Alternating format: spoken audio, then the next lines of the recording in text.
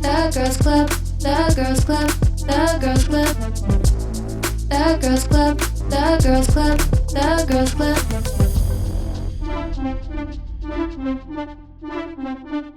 It's my club and I'm a girl, yeah.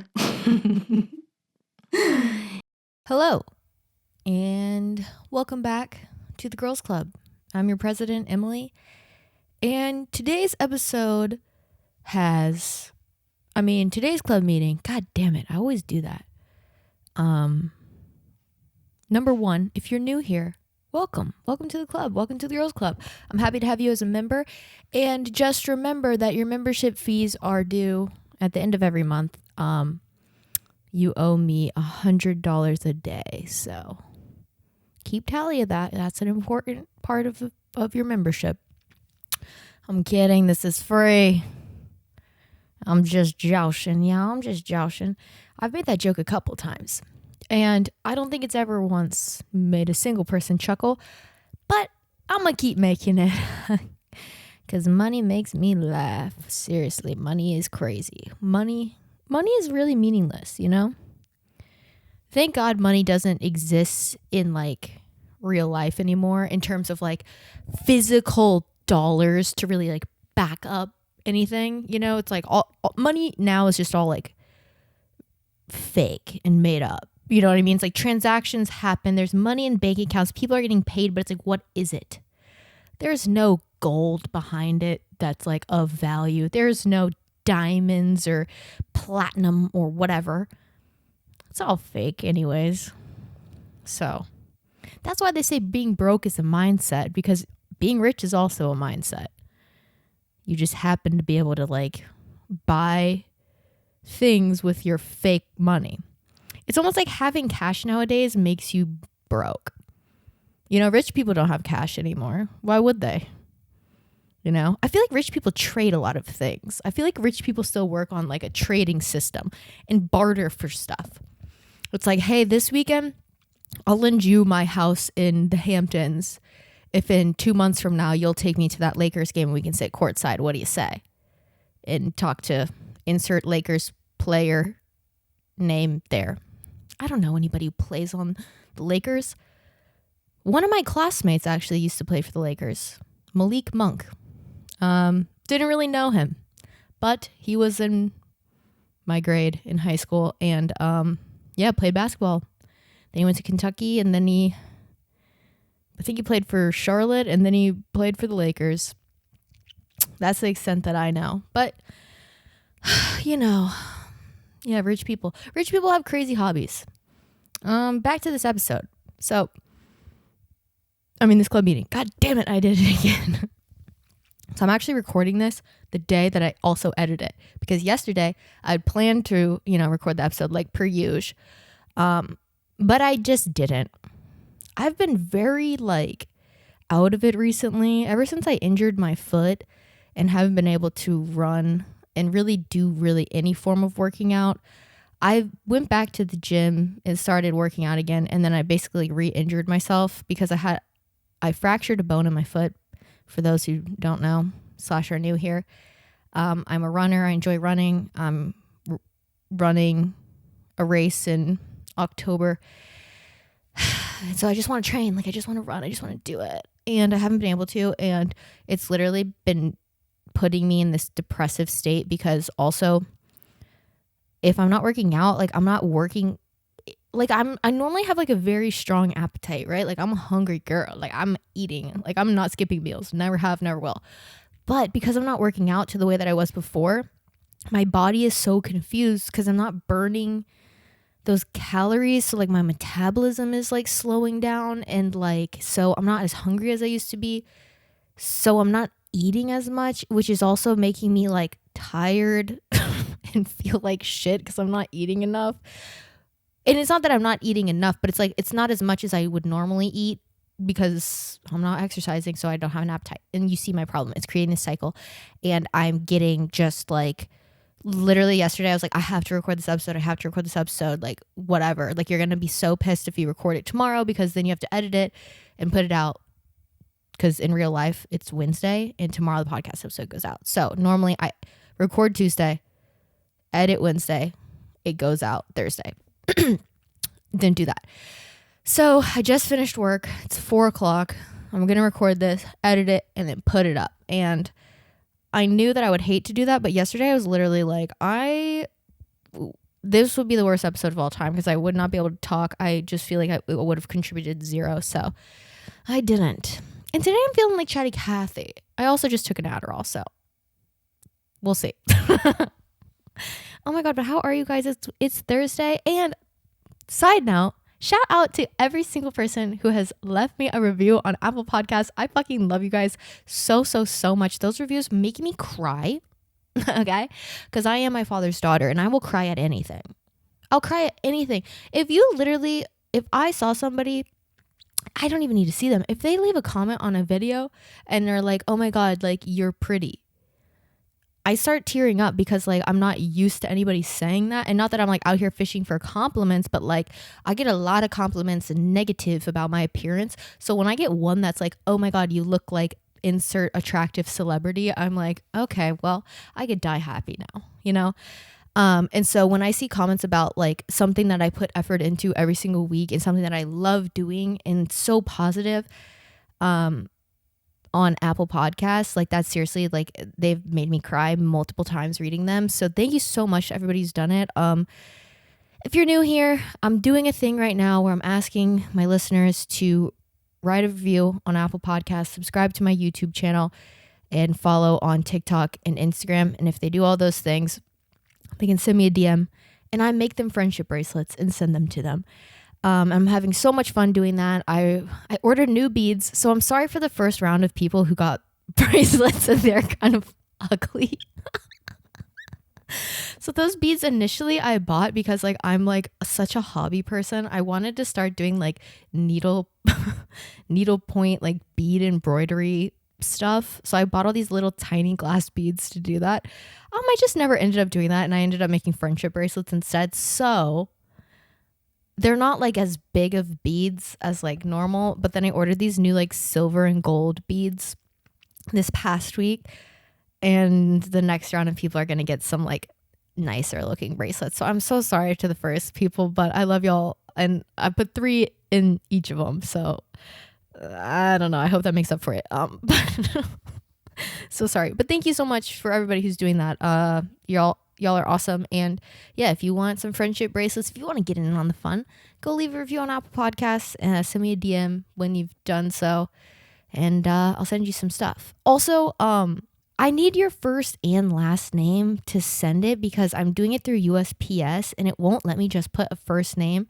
So you don't, I obviously am not going to use any of your information for anything. And when I send you stuff, you see my address on it because I have to put a return address. So that's also scary. So just please, like, I don't know, keep that to yourself and I'll keep your stuff to myself. Okay, I'm not trying to dox anybody and I don't want to get doxed as well. So I love you. And yeah, so back to everything. Man, this week has been just a strange week. I started my Friday. So last Friday, I woke up to my roommate texting me that we had ants. Yes. Ants. And I'm not talking about aunties. Like no aunties pulled up and like, you know, took us to brunch or whatever. I'm talking like literal ants, the bugs. Okay, we had bugs. And that night before, there was this crazy fucking storm. So I'm assuming what happened is it like flooded their like apartment complex underground. So they had to like seek shelter above. And then they saw our house and were like, oh, fuck our old place. Like, let's claim this shit. And we crawled in through the gapes in our house because we have one of those awesome houses that was like built in like a year. Like it just speed ran building this like townhome complex kind of thing. So it has a lot of like, you know, lipstick on a pig type finishes, including our front door is just like slightly not just sealed properly. So that gave the ants a one-way ticket inside. And let me tell you, they took advantage of that. So much so that they not only conquered floor number 1, but also floor 2 and 3. Yeah, those bitches were on all 3 floors. So we had to put a halt on our mornings, run to Lowe's. We bought probably enough pest control substances to last a lifetime. I'm not being dramatic there because they were all concentrates, so you have to add water to them. So we bought these like gallon jugs of like ant killer, and you dilute it with water, meaning 1 tablespoon is all you need for like almost a gallon's worth of water. So yeah, we have that shit on deck. We did our whole house inside and outside, and haven't seen any since. So it definitely worked. I'm staring at this dot on my floor. It's not moving. I think it's just a piece of lint. I thought it was a bug. And I almost screamed.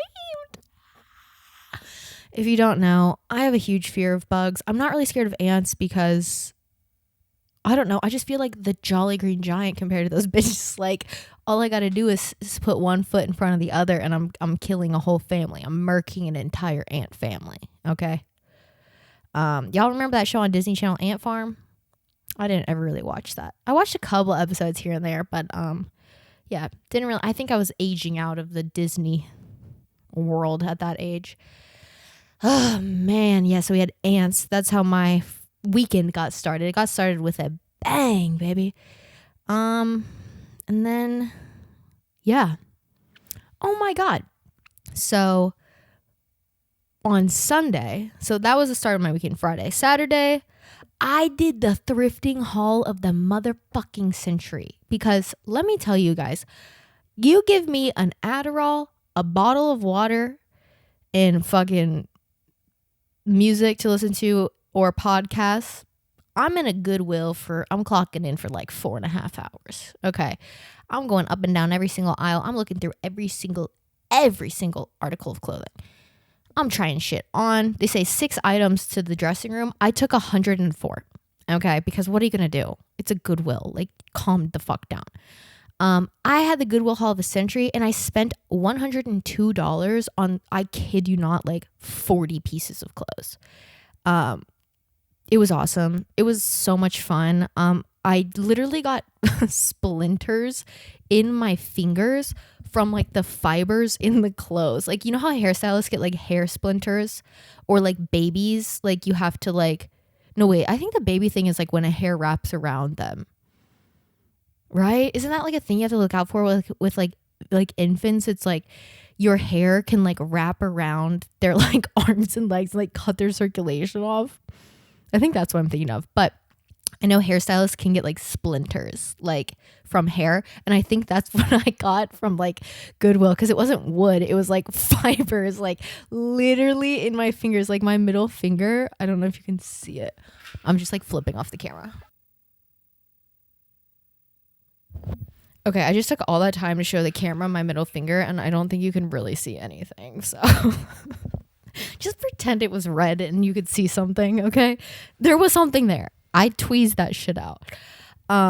But yeah, thrift of the century. And like, I know Goodwill is problematic, and here's the thing. There's like no ethical consumption within capitalism. Like, it's just nearly impossible to do things right, especially when it comes to clothing.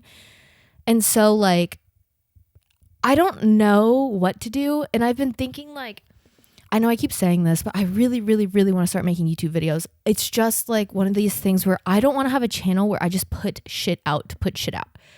Like, I want to have a YouTube video that I'm like working on for like a month, like a true video project that has like sustenance and meaning and isn't just like brain rot, which I love brain rot videos, but like for my own personal channel, like I want to put out stuff that I'm like proud of, that took a lot of work, that like, you know, there was effort behind it.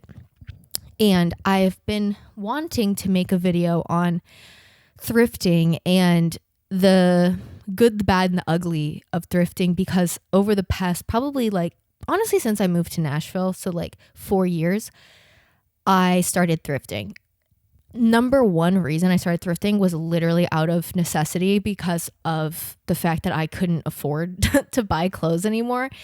And shopping had always been one of those things that, like, this is so lame to say, but like the act of shopping is not really my favorite, but I love clothes and I love like experimenting with clothes and trying things. And not to say that I'm like a fashionable person, because I would not say that I am, but I do like the creative element that clothes bring. And I would say that, like, in a materialistic realm, I really enjoy clothing. And so I started thrifting because I couldn't really afford to buy clothes anymore, quite frankly. Like, and I used to be so embarrassed to say that, but then, like, the more I've talked about it with people and the more compliments I get on the pieces that I have, and I have that, like, you know, mom symptom when, like, you know, like moms have like truth serum where it's like, oh, where'd you get that? And she's like, oh my God, I got like on sale at TJ Maxx or whatever. Like, they always need to tell you that it was like a steal or a bargain or whatever. I feel that same thing about clothes. I don't know why. I think it's just like a woman thing. It's almost like to justify the money that you spent. But for a long time, I was really ashamed to like tell people that like I thrifted my clothes, because like it wasn't as commonplace or talked about. But I really think it's like recession core, and like everybody's poor. Like, even like quote well-off people are like still looking for ways to save money. And I think thrifting has become very commonplace because a lot of fashionable people talk about it. And so, yeah, I think it's a lot easier to talk about now. However, the more I have gotten versed in thrifting and buying, you know, used clothing and buying like vintage stuff and whatever, I'm also starting to learn about just how even that isn't completely ethical or like good for the environment or good for society or whatever. So it's like, I really want to do a deep dive into that, and I think it could be a really interesting video because I was trying to find a bunch of information about it, and there's not a ton that exists out there on YouTube specifically. So I definitely want to make a video about that, A, to educate myself further, and B, to kind of shed light on it and, like, you know, beg the question of like, what is the best way to like go about it? But yeah, so my normal spot is Goodwill, and I know Goodwill has its issues. But yeah, I fucked that Goodwill up. Like, let me tell you, I got like so many cool things. And I think like once you stop caring about like name brand shit and like what's new and hot and cool, and like you just buy clothes that like look fucking good to you, you start having so much more fun when you go thrifting and when you go shopping and whatever. But that was my weekend. And then on Sunday, guys, this is just so fucking crazy. So one of my best friends, like, she has like a family home in Nantucket, the island like off the coast of Boston, I guess. She has been going there every summer for like her whole life, basically. And in high school and in college, she worked as like a lifeguard there for the beach. And she doesn't do that anymore, obviously, because she has like her normal 9-to-5 job. But over the weekend, she was there, and she was on the beach with like her mom and her aunt.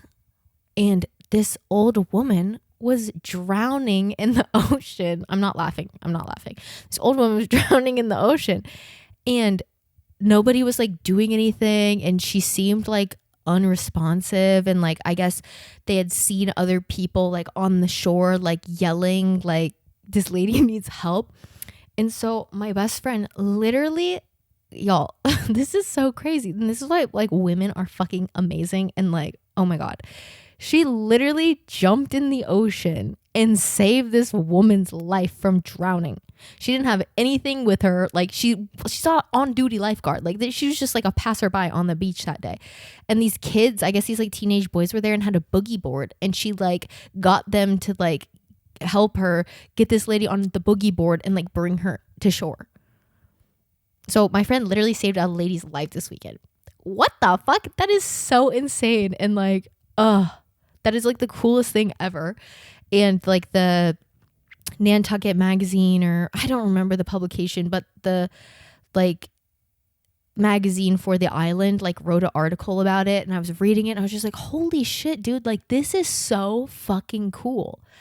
But yeah, that is just so crazy. Like, right place, right time for like that woman who was like drowning. Like, if she hadn't have been there, like she might have not made it, because like there was no lifeguards like in that area right then, you know? And oh my God, it was just so insane. But I just wanted to shout out her, because like that is such a crazy story, and like so insane that like those like, I think they were like teenage boys. I think she said they were like between like 16 and 19 or something, but that they were there too. So shout out to those boys. But like, oh my God, that's just one of those things where it's like your body just kicks into like, I know what I'm doing. I've done this a million times, like practicing it, but I'm out of practice for like a couple years, but just like picking up right where you left off and like just getting it done. Like, oh, so impressive and so fucking cool.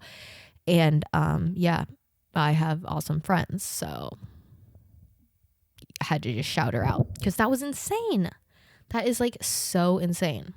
Okay, so I had this like just memory the other day. I've been having a lot of these recently, of like childhood memories that like I didn't really remember, but then like something triggers the memory, and then I'm like, oh yeah, like that was crazy.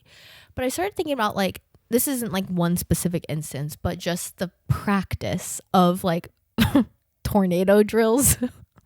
I saw that Twister movie not too long ago, and I was just like thinking about like being in elementary school or middle school or whatever, and having to do tornado drills, because like I grew up in Arkansas and also Missouri, so I mean basically the same place.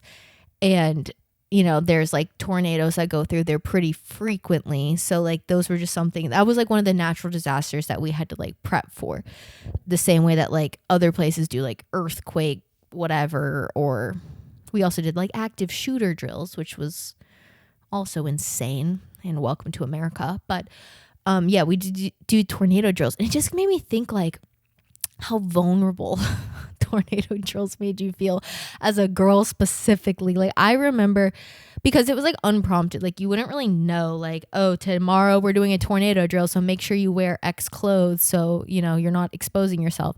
I just vividly remember so many times we would do tornado drills, and like back in like, you know, the early 2000s and the mid 2000s, when I was like in elementary school and middle school and shit, like low-waisted pants were all the rage. Okay. And I wasn't like the stringiest string bean in the bunch, you know. I had some nice little like chubby love handles and like a nice little chubby belly, and like it was cute, and she's still cute. But like my pants were sitting for sure below my like waist, definitely, like probably right at my hips, right above butt crack length. And I was wearing a shirt that probably went right to the line of my pants starting. And I just vividly remember these moments when I would be in the tornado position, which if you don't know, you're on your knees and your chest is to your knees and your hands go behind your head to like protect your head, I guess. And you're like, head is to your knees, like on the ground. So you're like, your head's basically touching the ground. It's almost like a prayer position, but like you're all the way down. So what does that mean? Well, it means that me, chubby, awkward girl, low-waisted pants and a Bobby Jack t-shirt, her booty crack was out for sure.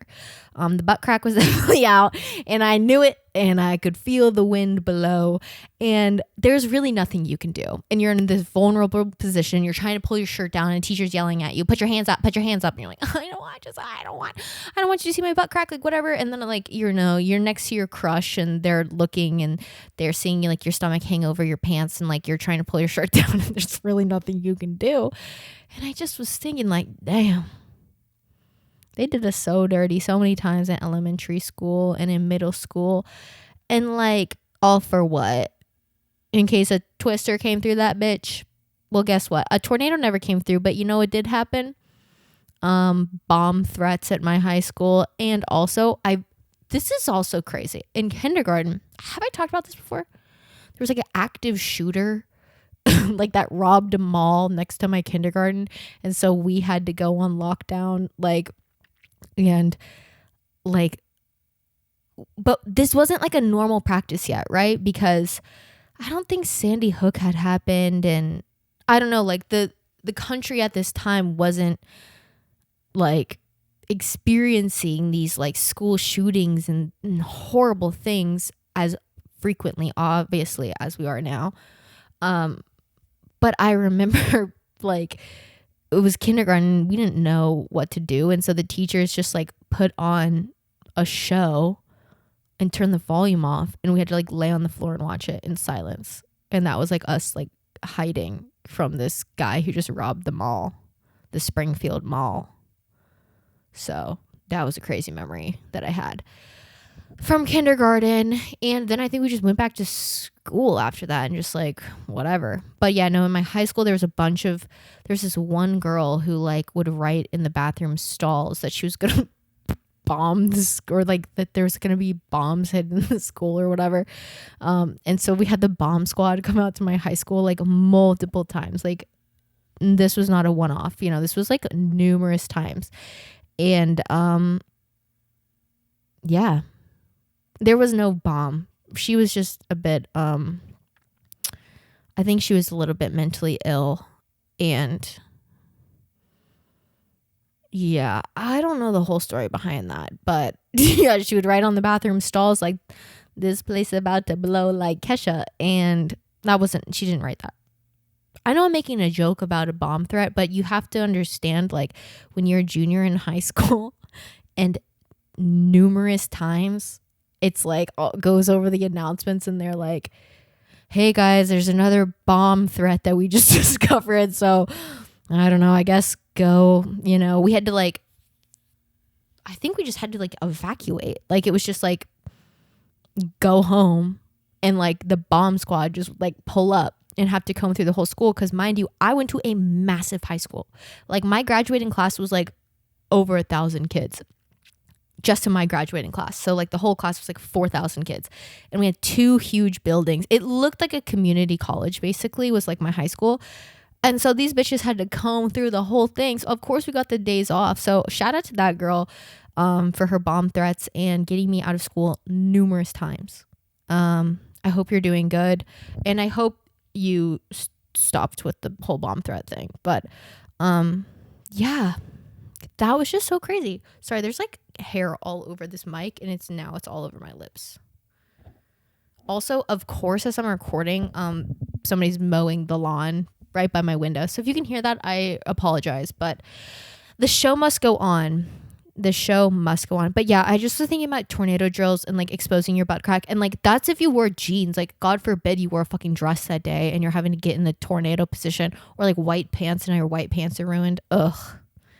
Did y'all see the girl who peed in the middle of a crowd at Lollapalooza?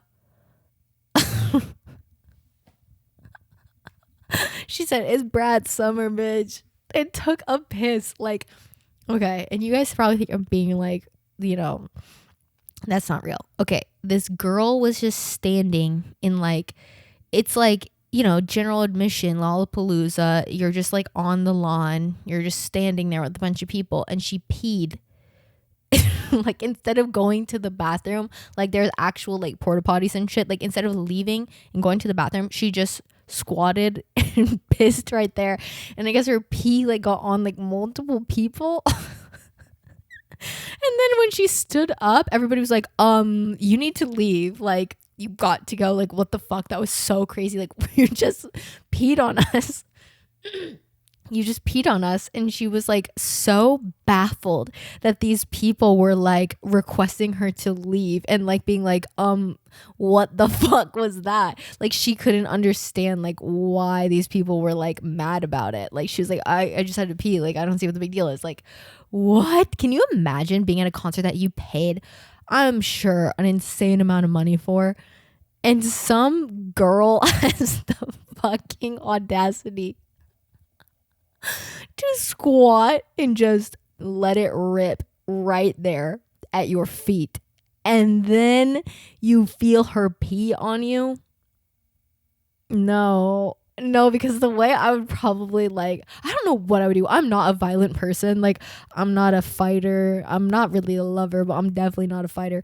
And I think that would invoke some sort of fight in me to be like, girl, what? Like, I really don't know what I would do. Especially if she's like, I'm not leaving. And I'd be like, the fuck you are. I'd probably be that annoying girl who like runs over to security and like, security, escort this lady out of here. Also, isn't that like a crime? Like, don't people get put on like fucking sex offender lists for doing that shit? And there's definitely minors there. Like, it's a music festival and you're dropping drawers in the middle of the pit, pissing on the floor. Girl, get out. Like, what the fuck? Also, what drugs was she on? No sober person would do that. You know what I mean? So I'm like, what were you on? Number 2, you don't need to touch that again. You need to put that away. Put it away. And number 3, your friends are wrong. Your friends are wrong for letting you stand up and act like you didn't just piss on the floor. What's that TikTok on? Well, I guess I'll just piss on the floor. Piss on the floor. Isn't that a thing? I think that's a thing. That's real, right? Well, I guess I'll just piss on the floor. That's real, right? Hold on. A warning, this term may be associated with sexualized content of minors. I don't want that to be on my search history. What the fuck? Well, I guess I'll just piss on the floor. TikTok audio. 2020, damn, this is an archival sound. Well, I guess I'll just piss on the floor. Piss on the floor. Piss on the floor. Piss on the floor. Yeah, that was the song that came to my mind when I saw that girl just pissed on the floor at Lollapalooza.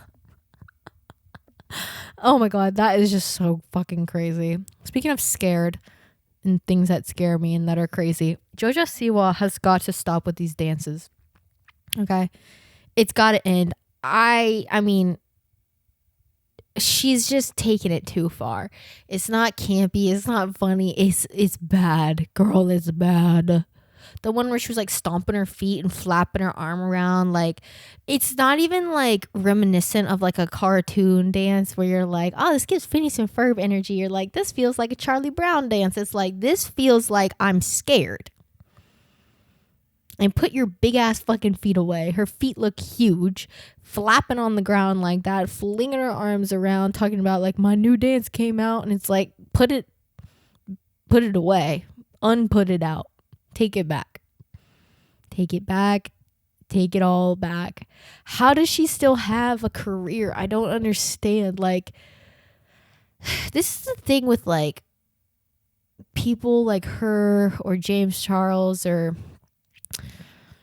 I don't know, just like all these people who have been like, quote, canceled, and then they just keep doing bullshit like this, and like people think it's funny, so they like interact with it and engage with it. But I'm like, y'all are, and like even me right now, like I'm talking about her, so it's like doing something for her. But it's like, it's one of those things where I'm like, okay, what are we like? At what point do we just turn it off? I don't want to see it. How do I put a JoJo blocker on my like content? Like, please stop showing me JoJo Siwa shit. I don't care. I don't want to see it. It's pissing me off. Like, well, I guess I'll just piss on the floor. No, it's pissing me off. Speaking of shit that's pissing me off, I gotta talk about it because I talk so... Oh my god, the way I fucking stroked this lady's dick like a couple weeks ago. But Brooke Schofield... Oh god, I'm so tired talking about these people. Brooke Schofield, Tana Mojo, Cody Cobb, blah, blah, blah. Okay? Brooke Schofield, y'all know Tana Mojo's co-host of the Cancel podcast, okay? We know her. A couple weeks ago, I was talking about like, oh, her content's funny. She's funny. She's for the girls. Fuck Clinton Kane. Da-da-da-da. Still fuck Clinton Kane. Fuck that guy. He's crazy. He's actually crazy. Very psychotic freak. Very big teeth. Very much ugly. But I'm talking about Brooke. And some ugly shit that she did. I'm not talking about her face. I'm talking about her racism. it always happens, you know. These people always hit their peak in their career, right? They do all these things. The whole internet loves them. Like everybody's obsessed with them. And then what happens? Racist tweets, homophobic tweets. Like Twitter is really out here fucking doing everybody dirty, but it's not doing anybody dirty because they're the ones who fucking posted it. So like they did themselves dirty. And that's what's so funny about like all of these people. It's like, I think that's what's so hard about like influencers and like idolizing people and like holding people to, I don't know, a standard that you think you know of them. And this kind of goes back to the whole Cody Co thing, right? It's like, I loved Cody. Okay. I loved his stuff. I thought I knew who he was. And then the stuff comes out about him like fucking hooking up with Tana when she's 17, he's 25. And I'm like, ew, what the fuck? And then I learned about his like best man in his wedding or some shit is like a fucking convicted sex offender who like essayed a girl and like recorded it and like showed the videos to his friends, and like he didn't cut ties with this guy. And it's like you learn things about these people who like you think you know on the internet, and it's just like every time it's a letdown. So there's one thing I can promise you is like I don't have any crazy fucking racist tweets on Twitter. Okay, so don't have to worry about that. No homophobic ones either, in case you're wondering. But yeah, it's like it's always the same fucking story. It's like, oh, this person's great. I love them. I'm so happy they overcame this adversity in their life, and like now they're finally getting their flowers, only for them to throw them back in your face and be like, just kidding. This person that you thought that you knew is actually somebody totally different. And so if you don't know, Brooke Schofield, this past week, you know, it's been like a week since this all started, but this past week had a bunch of her old tweets, you know, brought back to light, of her saying some not so cute things. And by not so cute, I mean like extremely racist and extremely homophobic, dropping like the N-word, dropping like the F slur, calling Hispanic people slurs, calling the murder of Trayvon Martin justified. Like just things that are like so abhorrent and just like disgusting and vile, and like it makes you just like think, who the fuck is this person? Like, you know what I mean? And so yeah, all of that came out this week, and she's been going on her like apology tour, you know, trying to, I don't know how you come back from that. Honestly, I think like in terms of cancellation, those are things that like should be career enders. Personally, like I'm not on the whole like cancel bandwagon of like we should cancel everybody who does anything wrong, but like in terms of like scale of wrongness, these are things that I think, and I'm sure the majority of you can agree, are inherently weighted way more than like, you know, something that somebody heard you say at a party or whatever. Like this is like concrete fucking proof of racist language, homophobic language, like just really gross behavior, and not just like one-off things, like multiple occasions of it. And so I don't know, I kind of wanted to just talk about that a bit. And like her apology, she said her first apology, she's posted numerous apologies, okay? Her first apology was this kind of over emotional reaction to the internet's reaction to calling her out on these tweets. And she got very like, I would use the word defensive. I would say that she was fairly defensive in responding to this, and you know, was like she did something that a lot of, you know, people who get canceled do, is she blamed a lot of her own behavior and her own actions on the environment that she was raised in and the people who were in her life at that time influencing her beliefs and her behavior, which I have a few things to say about that. Number one, do I think that people become indoctrinated into certain belief systems and certain, views because of their environment that they were raised? Obviously, that can happen, right? I'm somebody who is white, if you couldn't tell from the audio, and the video people, they definitely can tell. I'm damn near the same color as my fucking wall, and my wall's white. So I'm white. I'm Caucasian, okay? I'm Caucasian. And I was raised in I would say conservative leaning, definitely Republican, conservative leaning household. My parents were religious. I was raised going to church. And so I had the makings to become somebody very different than I am today. Okay. However, because I am a individual who has their own fucking brain cells, I was able to develop into a person that is maybe different than, my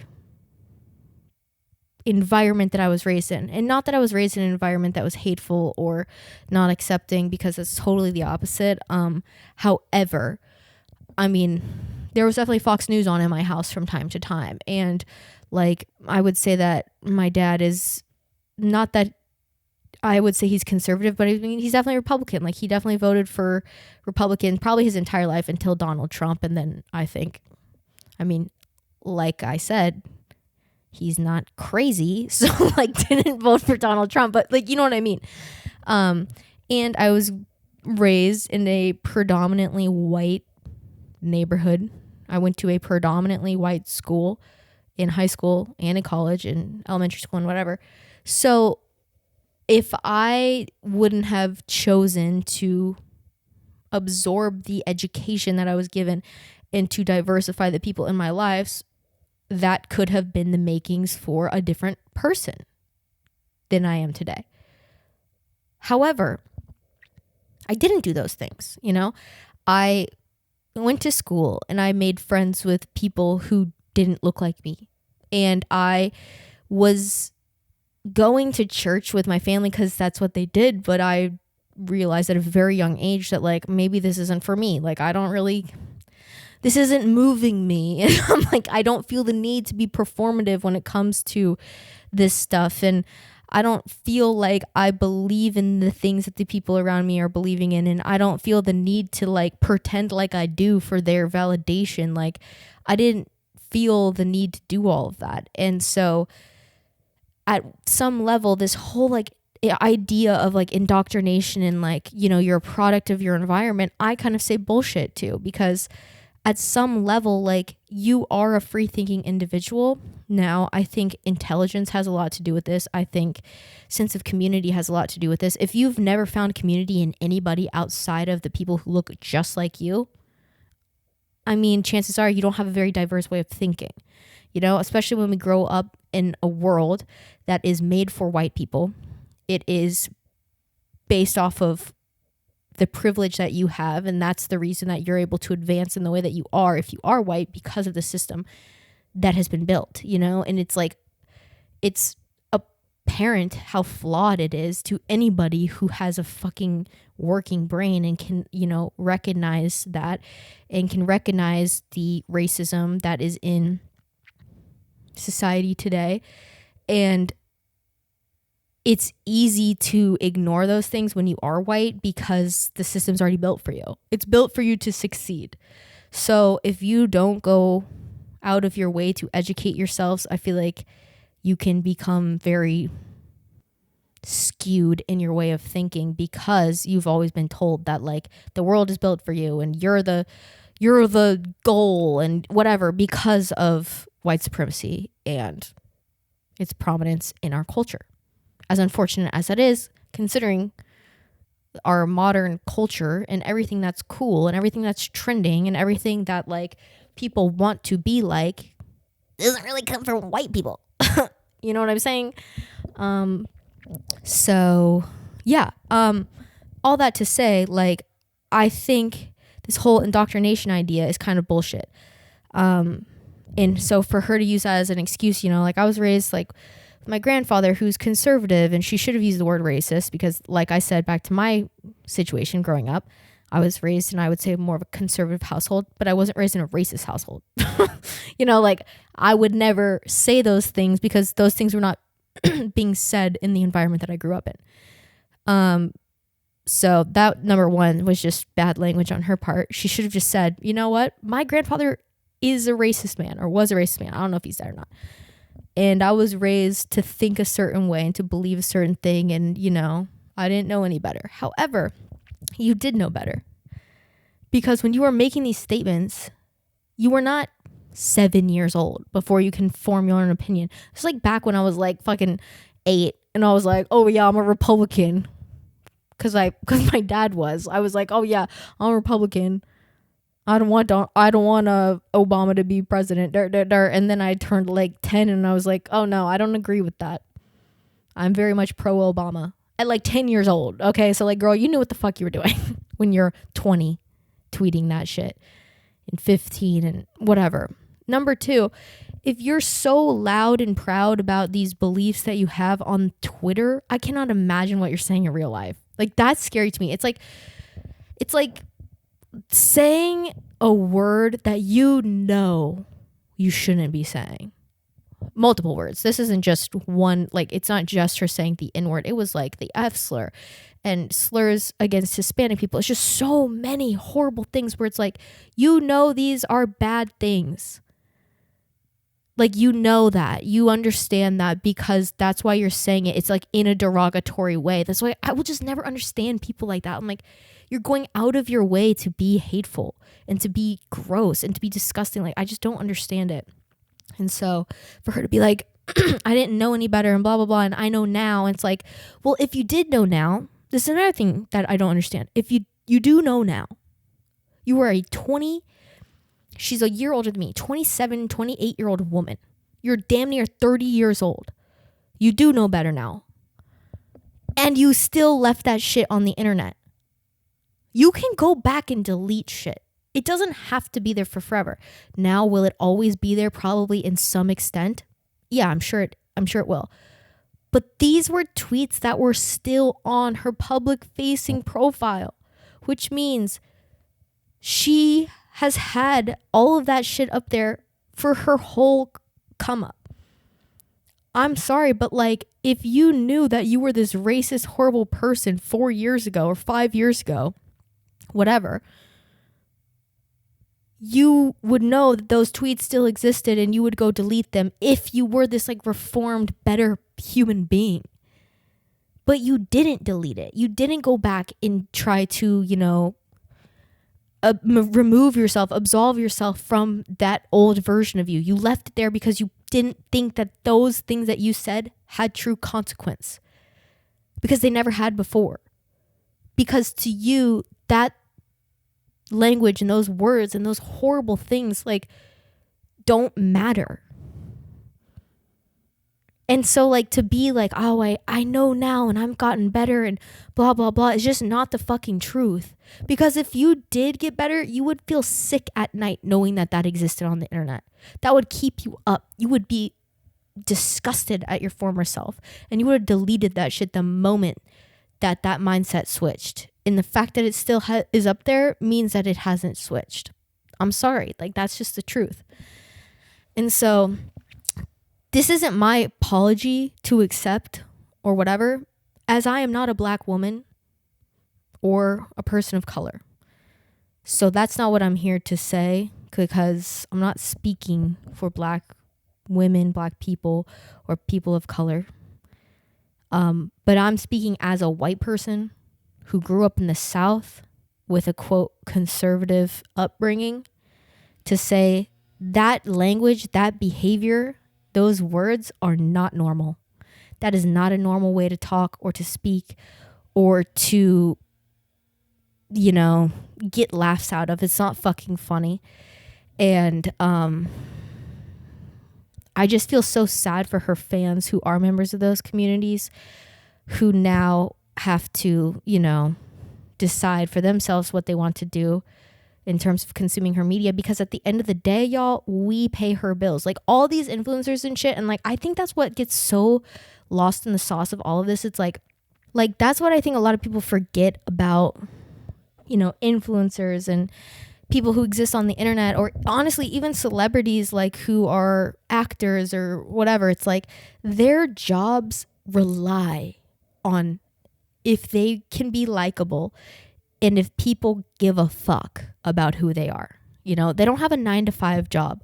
They can't just turn off the internet for the day and just like go back to work and act like nothing happened. Like they have to continue to appeal to the masses who support them, because that is what their life depends on. And so it's so disappointing time and time and time and time again. It's like you have these people who are literally funding your fucking life. They're literally paying for you to be this rich, famous person who has no fucking responsibility, who is able to be fucking ignorant.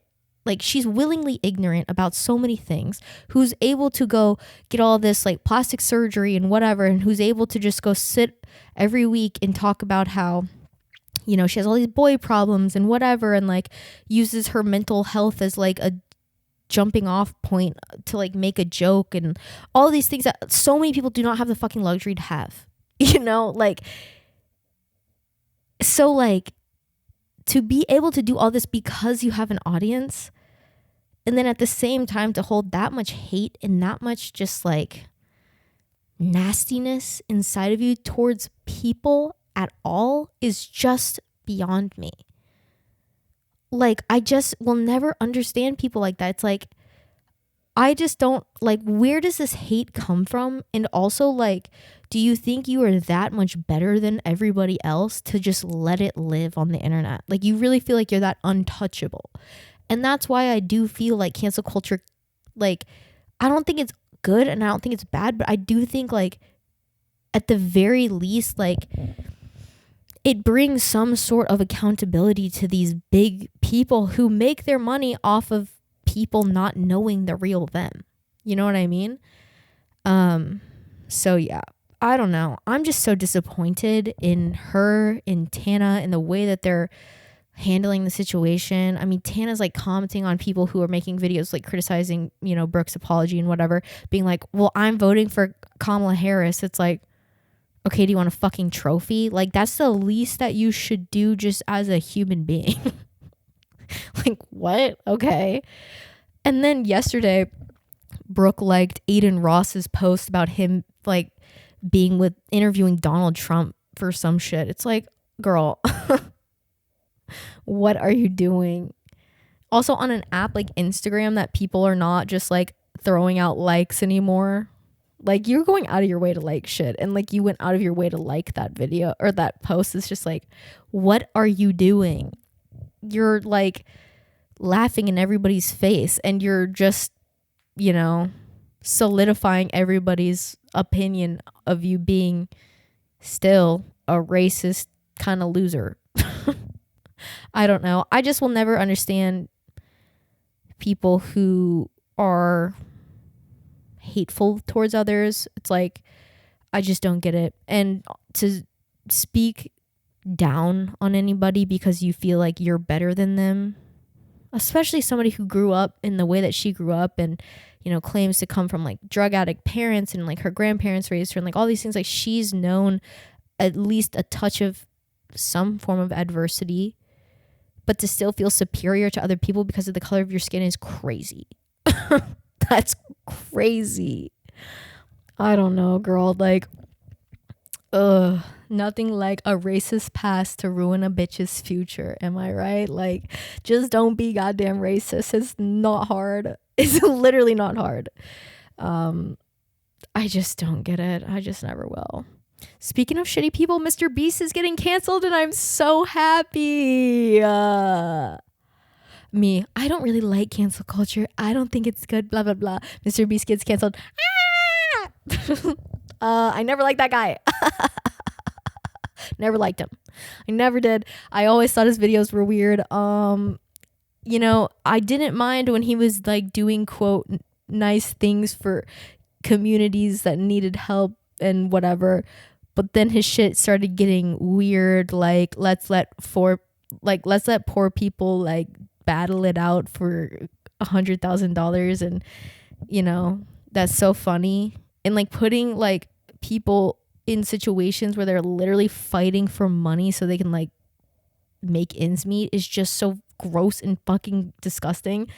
And so I'm living for his cancellation. I'm living for it. If you don't know what's going on, a lot of things actually have been kind of pushing MrBeast towards this ultimate downfall, I believe. Also, can you guys see something in common with all these people getting canceled? It's the color of their fucking skin. So just saying. But yeah, so MrBeast, a lot of shit has been happening. His former colleague / friend Ava, who is formerly known as Chris, that is her dead name, but she, I guess, had all of this stuff come out about her being a bit creepy with minors. So yikes. So a bunch of stuff came out with that. It led, you know, the magnifying glass to kind of get zoomed in a bit on MrBeast and MrBeast's business and the ongoings of what he's been doing. Definitely like amplified that with her and all of the allegations around her. And it just kind of like, you know what I mean? It's like birds of a feather type shit. So it's like when you're friends, when shit's coming out about your friends, it's like, ugh. Like this goes back to kind of the Tana and Brooke thing where it's like, okay, you know, I think Tana in the past had some, like she got called out for saying some racist shit. Like, are we surprised? No. And, you know, she's made her apology to her, whatever. And so now that Brooke is getting it, it's like, ooh, birds of a feather. Makes sense. Like, a matter of fact, I bet the whole crew is a bit on the racist side. Yeah, so there's that. And so with the whole MrBeast thing, it's like with Ava and the allegations around her and like having minors involved, and then like I guess news came out about MrBeast like employing like 14-year-olds back in the day to be like mods for his Discord server. It's just like, what are you doing hiring kids to be moderators on Discord? Like, I don't care if your target demo is kids. Why would you have kids work for you? That's so crazy and weird. And like, I don't know, like I had a job when I was technically a kid, but it was like a dance teacher and I was working with kids. So I was like a kid working with kids. And I think I was getting paid under the table, if I'm being honest.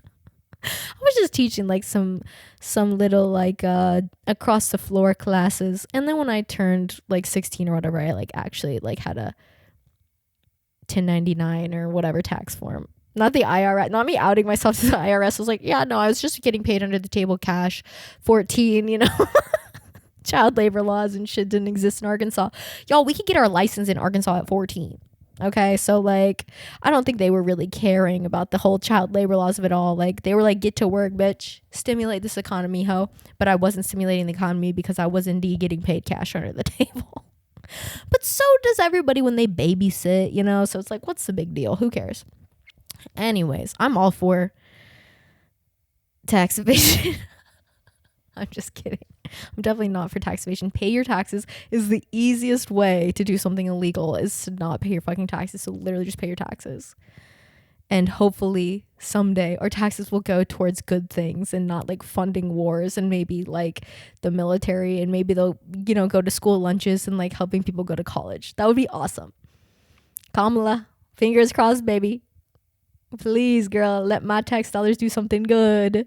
Let my tax dollars do something good. I'm paying them regardless, so help the people. That's what I want my money to go towards.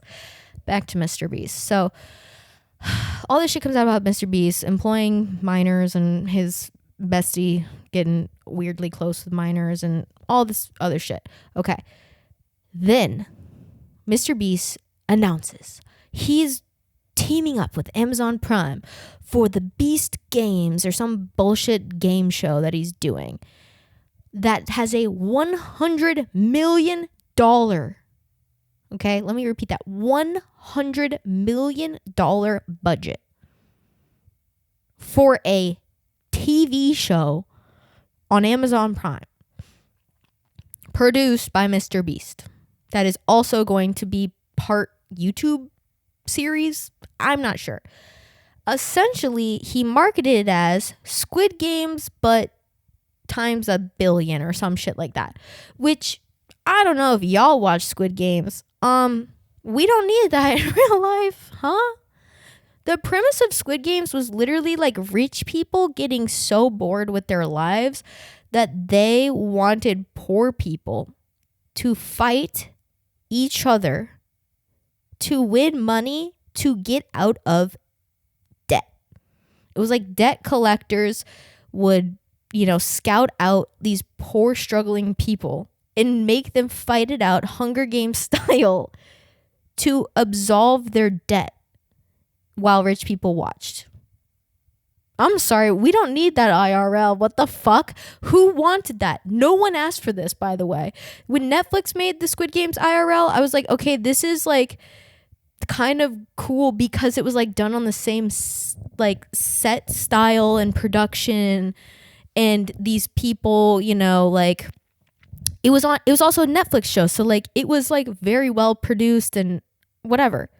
However, there were issues filming with that too. This one is crazy because the budget is ginormous. And if you guys know anything about, making movies or making TV or whatever, like the budget has to be fairly big because like production is so fucking expensive. Because not only are you like having to pay for all of the physical locations of everything, it's like there are so many more people involved in production of projects than anybody could ever imagine. Like, so many moving pieces, so many people need to be paid. You have to pay for food, you have to pay for housing, you have to pay for insurance, you have to pay for like all of these things. Okay, so $100 million is a lot of money, but also it's like there have been movies made or TV shows made with more, but there's also been made more or been made with less. So it's not like it's an unreasonable amount of money.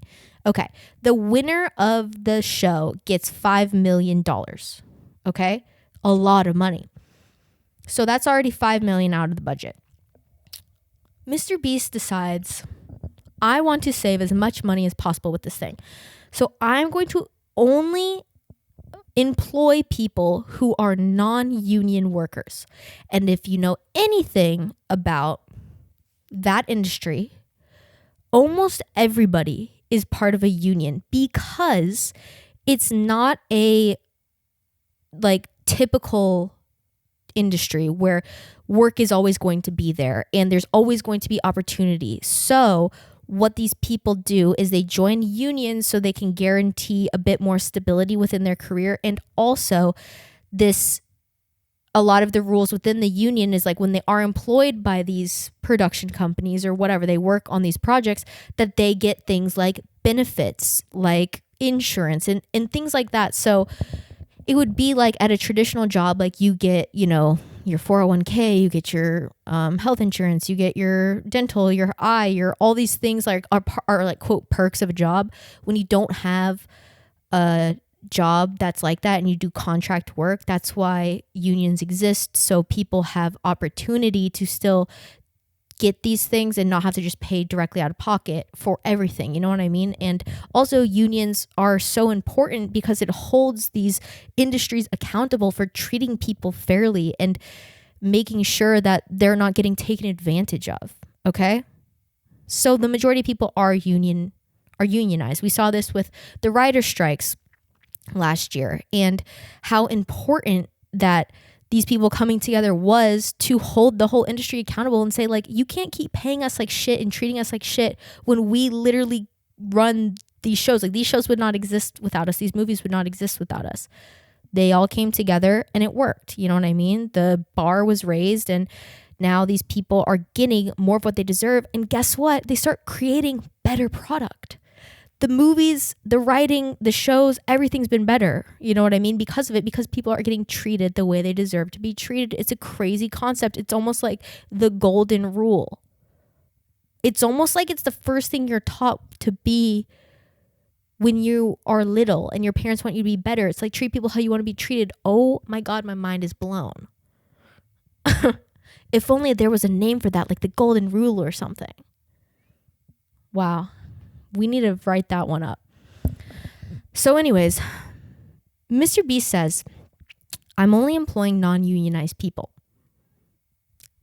As you can assume, the pickings were quite slim because everybody, nearly everybody in that world is part of a union. Why did he only want to employ non-unionized people, you ask? Because of all the things I said. He doesn't want to give people benefits. He doesn't want to pay people the fair rates. He doesn't want to, have these things in place that like they need to go home after X amount of hours because like they can't keep working for like 48 hours straight. Like things like that are like rules put into place so these people don't get taken advantage of. Like pilots have the same thing. It's like a pilot is going to be part of a union and the attendant staff or whatever is also, because it's like that helps set regulation on these industries. Factory workers, same thing. It's like it's all to benefit the people who are working in these industries so they do not get taken advantage of. So he says no union workers because guess what? He wants to take advantage of people and he wants to keep the costs as low as possible. However, there's nobody to fucking hire. So what does he say? He goes, okay, I'll let unionized people come in, but I'm still not going to pay them fairly and I'm not going to, agree to give them benefits and all these other things. So if you sign this contract, that's what you're doing. Okay. So the production staff is getting screwed, number one. And you might say, well, they took the job. Nah. Y'all read through a contract. Call me when you've read through a contract and let me know if you can decipher all that bullshit. Because 99% of legal jargon is jargon. And it's not meant for you and I to understand. That's why people go to law school and that's why they learn these things so they can decipher the bullshit that is a legally binding document.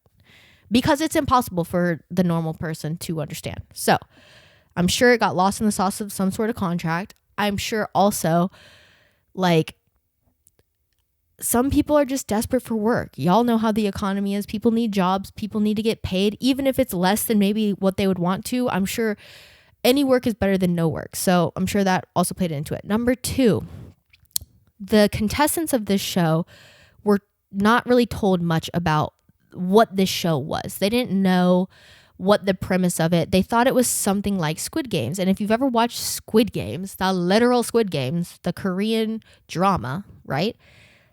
It was not a lot of physical challenges. It was not a lot of, things that involved being in peak physical condition. I mean, there were elderly people in the show. There were women in the show. There were men. Like, it was anybody and everybody, There were a couple competitions that maybe you needed to be kind of physically fit for, but it was nothing like fighting each other or wrestling or whatever. So people who were casted for the show were very diverse in terms of age, in terms of gender.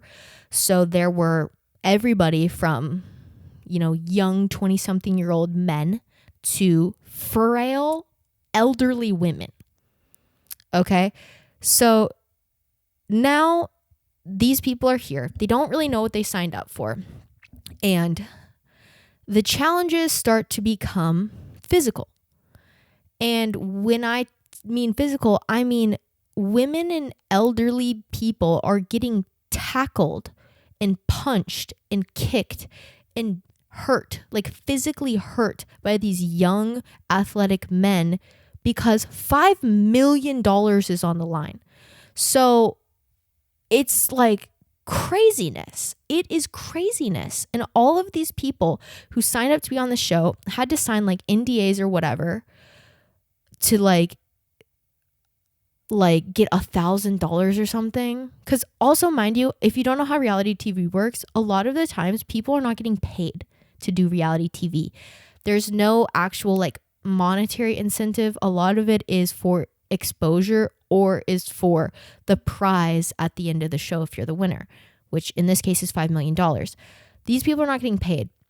However, because of the conditions being so bad and because of everything else coming out, I think MrBeast wrote into the contract where it's like, I'll give you guys $1,000 to sign this NDA and you'll get $1,000. And all these people were like, fuck your $1,000.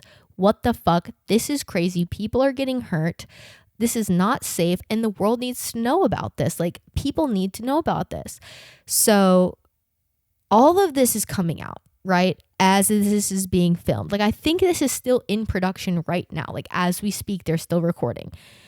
Rosanna Pansino, I believe is her name. If you've watched the Try Guys at all, like, shout out my millennials out there.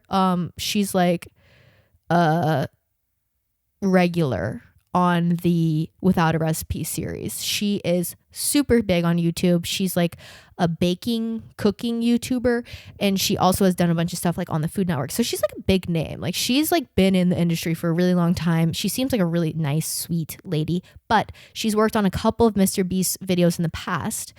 And in one of the videos specifically, she got like very much like cut out of so many scenes in these videos. And like I said, a lot of these other videos that he does on his YouTube channel are like just with other big YouTubers to help get them more brand recognition, help them reach a larger audience. Because MrBeast is like the biggest YouTuber. Like, he has 100 million, like, I don't know. Let me look.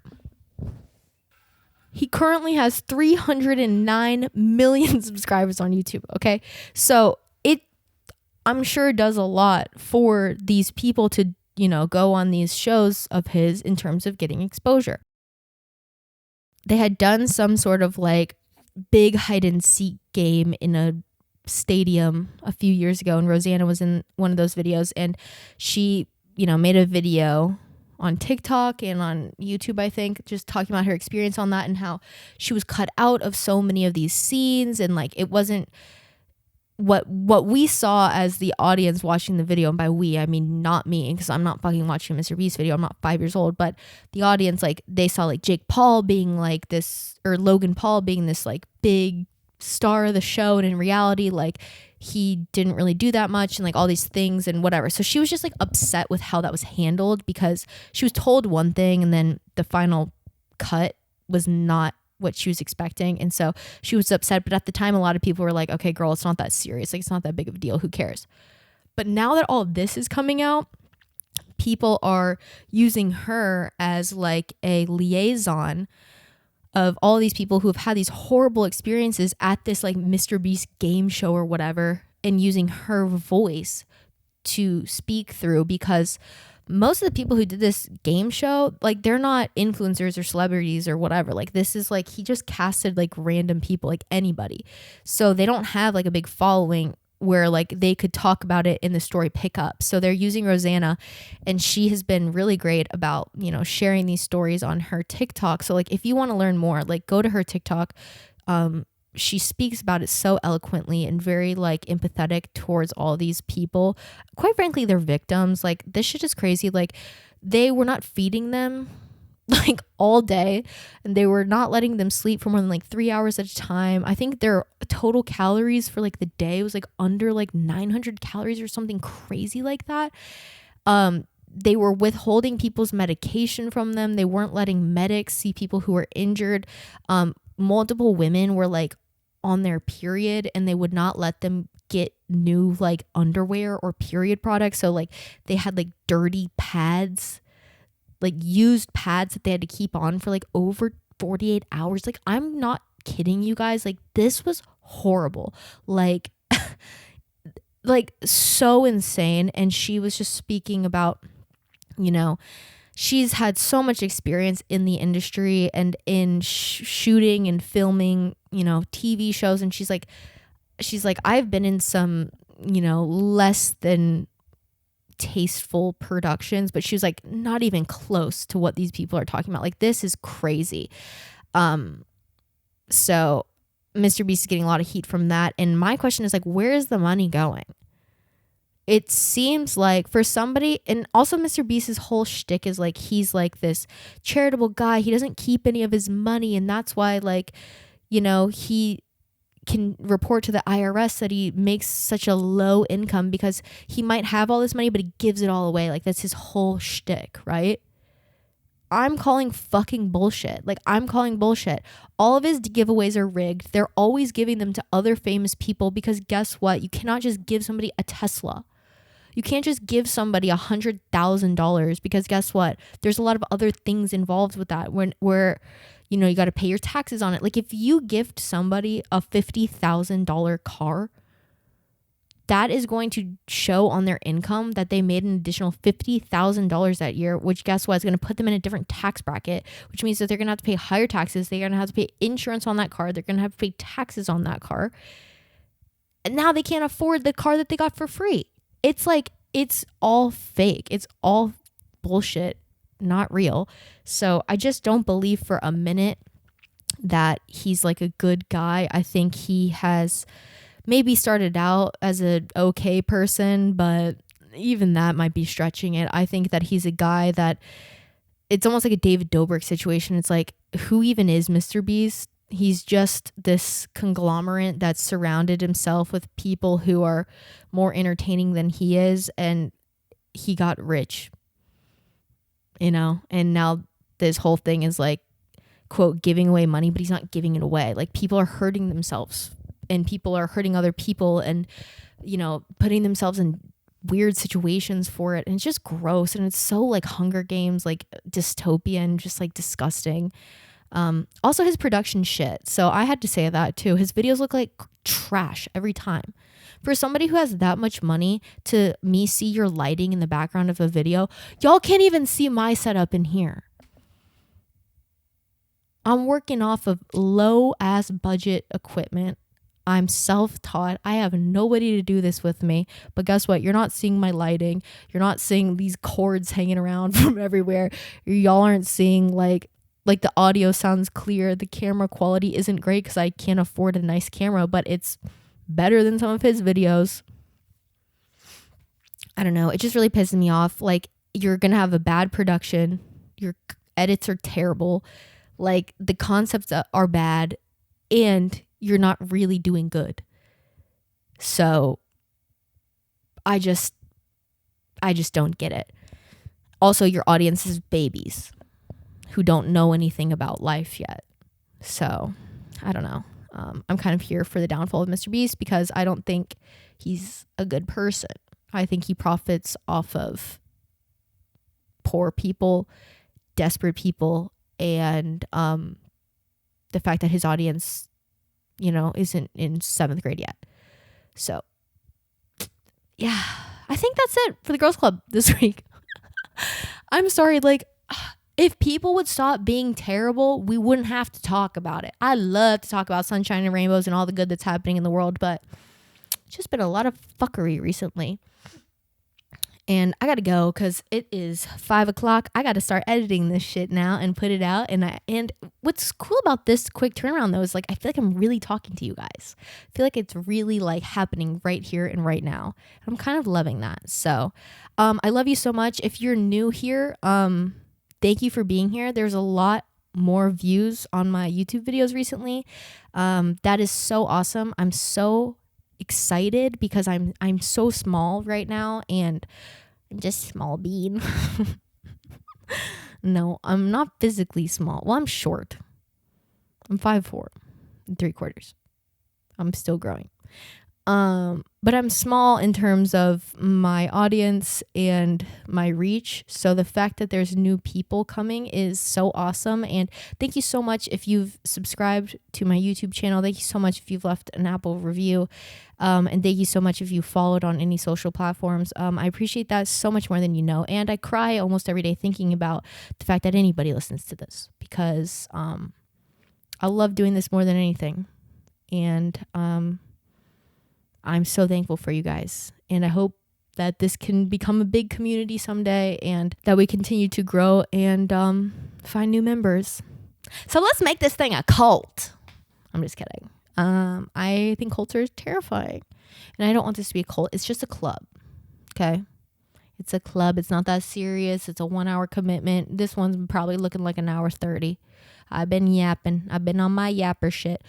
But I really love you guys, and I just want to make sure that you all know how much I appreciate you and your time. And you don't have to be here, and you don't have to hear me talk, and I'm no one. So I do appreciate you being here. And I'm talking to you specifically. Blows kiss. So don't forget to leave a review, and then send me your details once you've done it, and I'll make you a friendship bracelet. And I will see you guys next week for our next club meeting. Bye. Oh, I love you. Bye.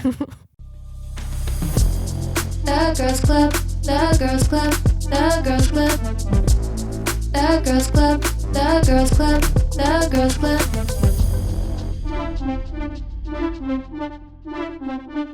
It's my club and I'm a girl, yeah.